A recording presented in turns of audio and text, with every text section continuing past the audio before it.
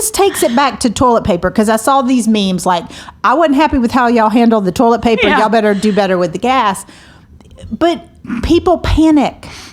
You know, if you're out of gas, yes, go get gas. Now, my 16-year-old in her car was out of gas, because that's what you do when you're a teenager. Yeah, that's true. So we actually needed gas. And it, you know, my neighbors had some spare. They've got the tanks so now I did order a 5-gallon thing so I can keep it in the garage just in case.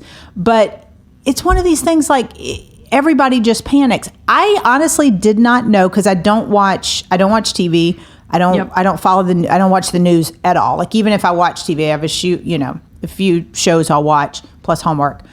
I don't watch the news. I didn't know there was a gas shortage until I went to get gas and 10 stations were out. Yeah.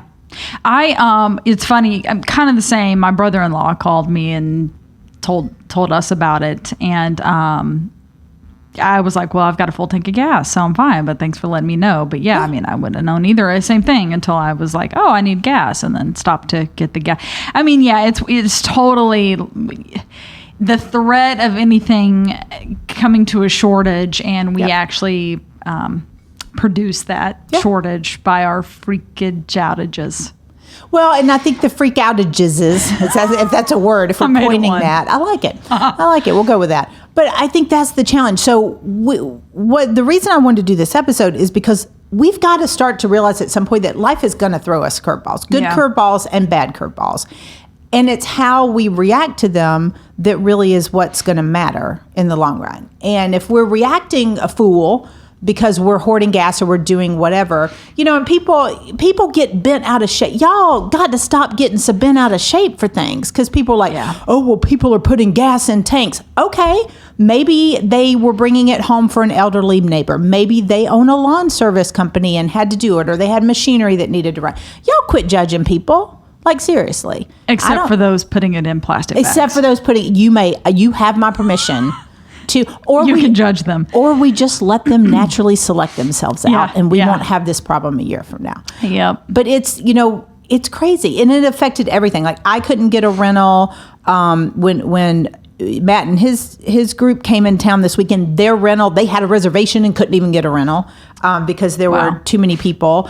It's just the domino effect of it is crazy. And I understand the pipeline shut down and there was all the hacking and all that. So I'm not discounting that in the least. But what I'm saying is the reaction to it, I feel like made the situation worse. Yes, 100%. Because they had gas by the next day, at least enough for people to start filling up. Had you just filled up if you needed gas? Now, did we know how long it was going to last? No, I get that. But, you know, I mean, heaven forbid I had to cancel my nail appointment. I mean, it was treacherous.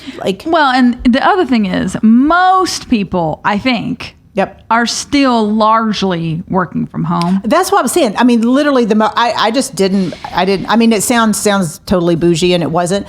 I had a nail appointment. I was like, well, I'm not going to drive if not knowing what the situation is. So I just canceled it. Yeah. And, you know, went somewhere closer to home. So it's that you can walk to.